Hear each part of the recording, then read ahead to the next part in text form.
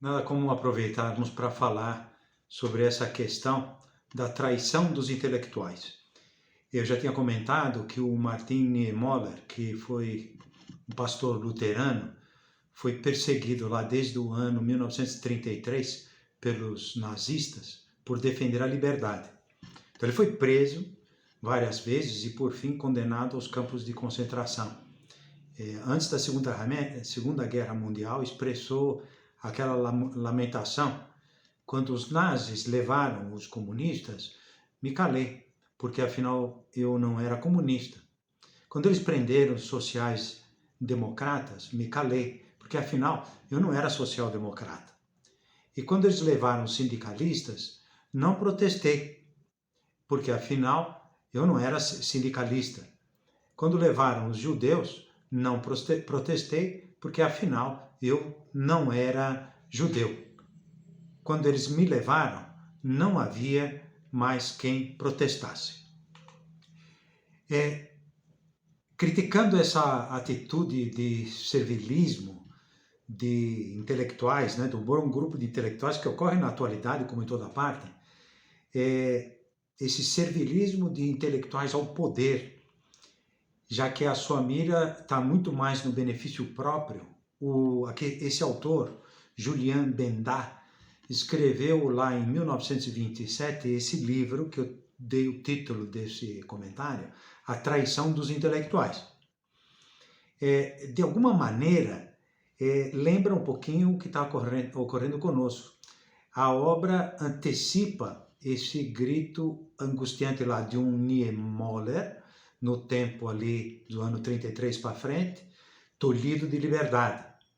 Para esse autor, o Benda, o intelectual, e aí está o ponto que eu queria destacar, o intelectual, pelas suas condições de inteligência privilegiada, de estudos, enfim, análises que tem possibilidade de fazer, então inteligência privilegiada e capacidade de lidar com o conhecimento, arca com um compromisso bastante importante de defesa dos valores morais universais, não podendo se deixar arrastar por essa enxurrada ou por razões de utilidade contrárias aos valores éticos. Então, a política nos dias que ocorrem, e também na sua época, levou a escrever esse livro, A Traição dos Intelectuais, especialmente porque os políticos não conseguiam viver outra fase, outra aspiração, como a da vida fisiológica, da manutenção do status quo,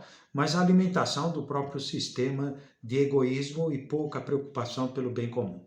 Então não conseguem políticos a olharem, e os intelectuais acabam compactuando com essa situação de tinham poder, ou podem realmente fazer críticas severas e contrarrestar esses problemas do abandalhamento da vida moral. Então o apetite fisiológico imediato é o que domina. E acabam seguindo dogmaticamente aquela escala das necessidades de Maslow, né, que vocês conhecem. Se não se pode satisfazer as necessidades orgânicas mais básicas, então não se pode aspirar a mais nada. Por isso vivem chafurdando na corrupção e todas essas coisas que nós estamos verificando por toda parte. O Benda pensava que cabia ao intelectual, a pessoa que reflete, a pessoa que busca a verdade, chamá-los então à razão e mostrar que não só da terra vive o homem, ou usando as palavras de Shakespeare, existem mais coisas entre o céu e a terra do que supõe a nossa vã filosofia. O papel do intelectual, em resumo, é cultuar a verdade, a justiça e a razão.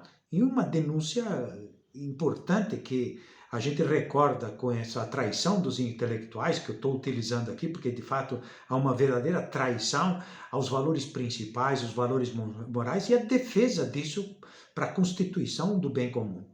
Então, contrariamente ao exemplo de um Martin Niemöller, que procurou falar, botar a boca no trombone, os intelectuais deixaram de cumprir esse papel.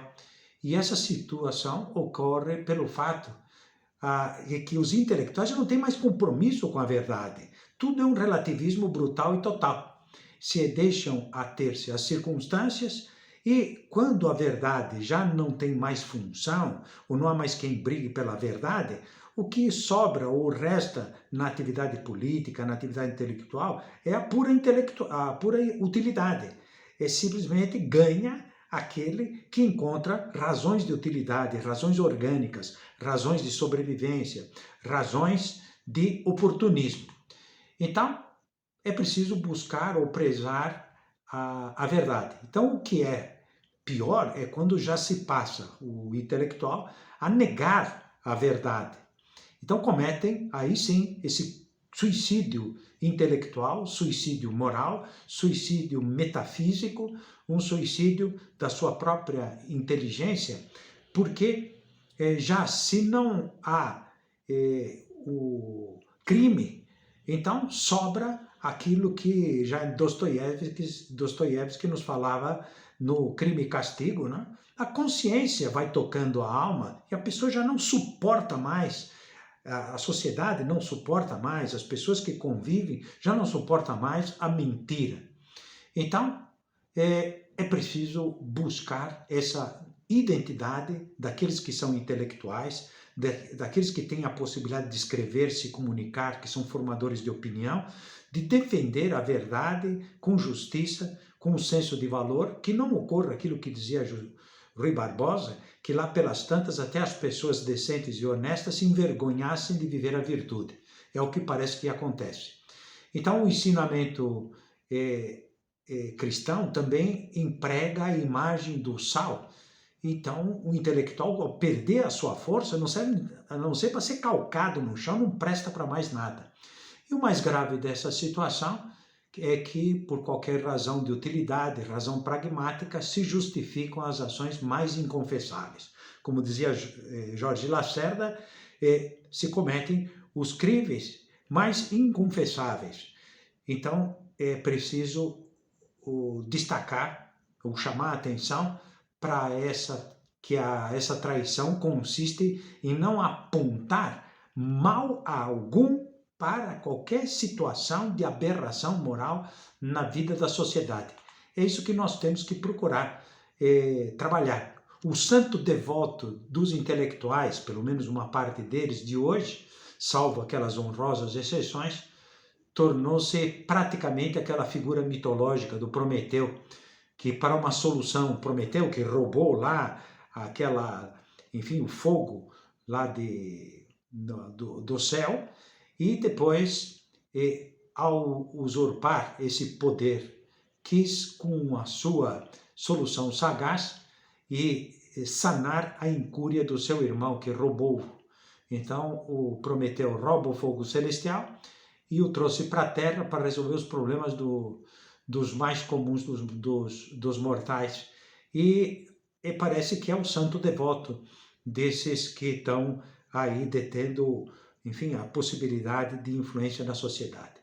Nós também sabemos que Norberto Bobbio comentava que as sociedades necessitam dos intelectuais, pois, dizia ele, como existe o poder político, o poder militar, o poder econômico, deve haver também um poder moderador das ideias. E aqui quero destacar essa ideia de Nobel, esse poder moderador das ideias que leva a agir pensando além desse efêmero, do passageiro, do lixo, enfim, da pura utilidade, sem se ater a mais nenhum padrão moral. Porque se não se há limites morais, a sociedade se deturpa, se deteriora como um todo.